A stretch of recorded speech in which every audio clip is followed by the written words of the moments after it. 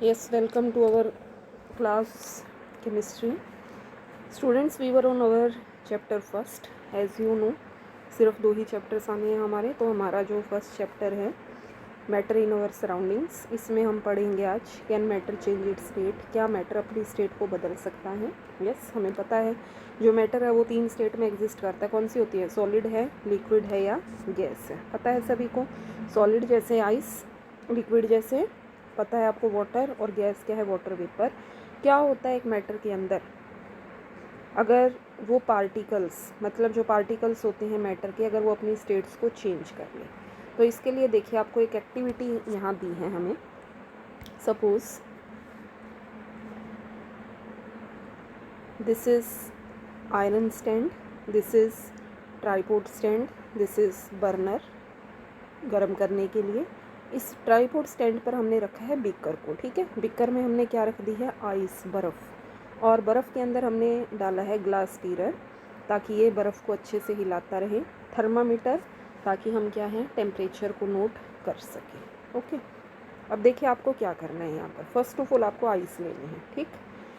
First of all you will note down the temperature. Note down करेंगे आप temperature को, ठीक। हमने क्या करना है? इसको हीट करना स्टार्ट करना है। नाउ थर्मामीटर पर आपको बहुत, you will place your eyes on thermometer and see what happens when ice it will convert into water. Does the temperature change? Now you will notice that sometime, कुछ देर तक temperature does not change, means temperature change नहीं होता. Then where is that heat go? मतलब heat तो हम कर रहे हैं। अब हीटिंग का मतलब क्या? टेम्परेचर चेंज हो जाना चाहिए था, बट टेम्परेचर चेंज नहीं हुआ। सो दिस हीट गोज, ये हीट कहाँ पर गई?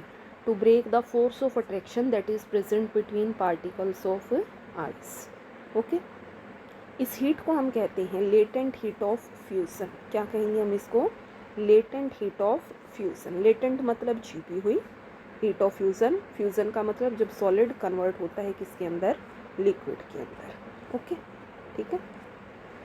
अब नेक्स्ट यहाँ दिया है, on increasing the temperature of solid kinetic energy increases. जैसे ही हमने सॉलिड को क्या किया? हीट किया, टेम्परेचर दिया, तो आप देखोगे काइनेटिक एनर्जी बढ़ जाएगी। काइनेटिक एनर्जी इतनी होगी भाई पार्टिकल्स बहुत हायर स्पीड से वाइब्रेट करेंगे। ओके, और जो पार्टिकल्स हैं इतनी हीट लेने के बाद जो फोर्स ऑफ अट्रैक्शन है ब्रेक होगा and particles they will move freely. और एक ऐसी स्टेट आ जाएगी when solid they are converted into liquid, ठीक है। क्या कहते हैं हम इस टेम्परेचर को? When solid melt and convert into liquid, this is known as melting point. Melting पिघलना, पॉइंट टेम्परेचर। जिस पॉइंट पर कोई भी जो सॉलिड है वो कन्वर्ट हो जाए किसके अंदर? लिक्विड के अंदर। मेल्टिंग पॉइंट आइस का आपको पता है 273.16 है।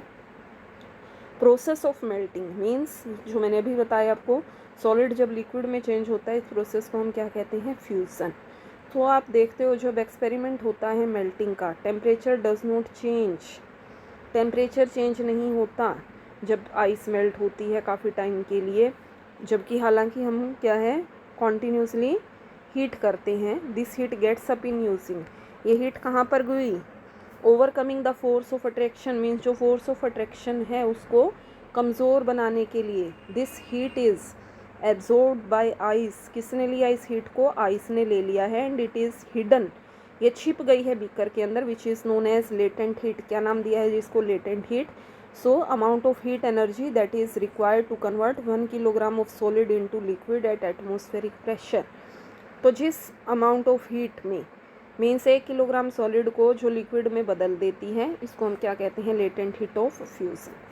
पार्टिकल इन आइस मतलब बर्फ़ के पास ज़्यादा एनर्जी होती है किसके कंपैरिजन में? As compare to particle of ice at same temperature, sorry particles of water. अगर मान लो 0 डिग्री पर आइस भी है, 0 डिग्री पर वाटर है, तो वाटर के पास ज़्यादा एनर्जी होगी बजाय किसके? आइस के, क्योंकि आपको पता है पानी लिक्विड में है, जितनी स्टेट्स चेंज होती रहेंगी एनर्जी भी क्या उतनी ज़्यादा इंक्रीज़ होगी। When we supply heat energy to water, जैसे ही हम पानी को हीट एनर्जी सप्लाई करते हैं तो पार्टिकल्स बहुत तेज़ी से मूव करते हैं, और एक ऐसा टेम्परेचर आता है जिस पर पार्टिकल्स के पास इतनी एनर्जी होती है that they break the force of attraction. जिस टेम्परेचर पर लिक्विड उबलना शुरू कर दे, बॉयल करना स्टार्ट कर दे, it is known as boiling point. Okay, इसी तरह हम डिफाइन कर सकते हैं लेटेंट हीट ऑफ वेपोराइजेशन को। लेटेंट हीट ऑफ वेपोराइजेशन का मतलब the amount of heat energy required to convert liquid into vapours at its boiling point. तो अब यहाँ पर स्टीम में और वाटर में, स्टीम है, भाप है और पानी है, इसमें से किसके पास ज़्यादा एनर्जी होगी? ऑब्वियस बात है स्टीम के पास मोर एनर्जी होगी, क्योंकि स्टीम कब बनता है? व्हेन वी हीट मोर, जब हम बहुत ज़्यादा हीट करते हैं किसको? वाटर को। So here there is conversion. Solids को अगर आपने हीट किया they will convert into liquid.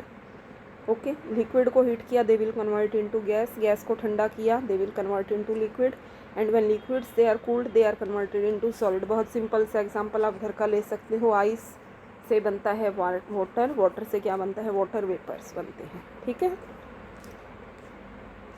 Next है जो हमारा, क्या कभी कोई solid it will convert into gas, एक सॉलिड गैस में कन्वर्ट हो सकता है? Yes, it is convertible and the process it is known as sublimation. Like in this case you can see here also tripod stand, burner, China dish ली है, China dish पर inverted funnel, ये जो funnel होती है ना हमारी keep, इसको उल्टा करके रखा है, इसमें लिया है अमोनियम क्लोराइड। हीट किया तो आप देखोगे जो अमोनियम क्लोराइड है ये गर्म होने के बाद इसके जो वेपर्स है ना यहाँ पर इकट्ठा हो गए हैं, धुआं इकट्ठा हो गया, इसको ऊपर से बंद कर दिया है कॉटन प्लग से। तो अब आपने यहाँ देखा इसमें कहीं पर भी कोई लिक्विड नहीं बना, बल्कि क्या बन गई है? गैस बनी है। ओके, सो दिस प्रोसेस, ये जो प्रोसेस है इस प्रोसेस को हम क्या कहते हैं? बोलिए। It is known as sublimation, means change of state directly from solid to gas without changing into liquid state. This is known as sublimation. Okay, जो बच्चे ऑनलाइन क्लास अटेंड नहीं करते हैं they are suggested to attend the online classes as they are very beneficial, क्योंकि online में आप ऐसे ही पढ़ते हैं, just we are sitting in the class. Okay, thank you, have a nice day.